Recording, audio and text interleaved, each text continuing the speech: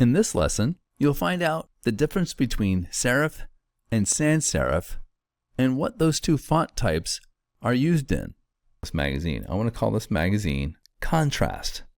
So in capital letters, I'm going to write Contrast. Then I'm going to click the Move tool in the toolbox to register that, to incorporate that text. The next part is you want to find a font that goes with the theme of the design that you're creating. When all else fails, I always revert back to a sans-serif font. Let's talk about what a serif is and what a sans-serif is. Serif fonts have small decorative lines, or what they call feet, at the end of the strokes, while sans-serifs do not.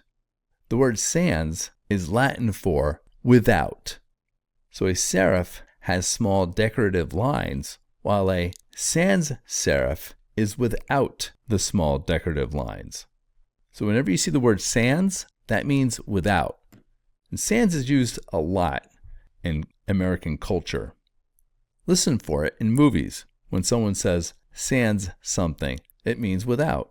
So the font on top is a serif because it has those extra small decorative aspects to it.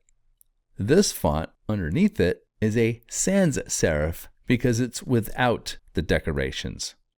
If you ever read a printed book, it will have a serif font because in the printed world, it's easier and quicker to read a font that has the small decorations added to it.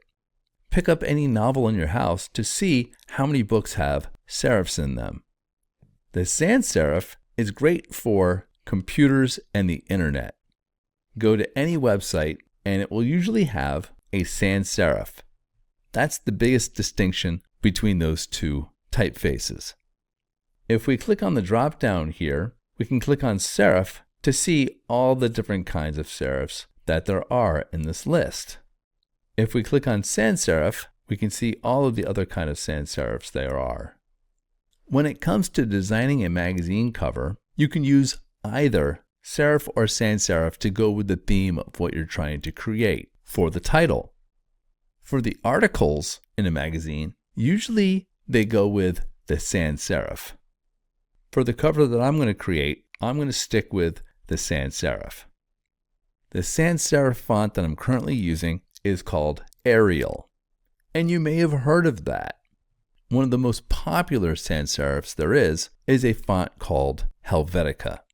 And when it comes to creating a design, the safest choice is to go with a sans-serif.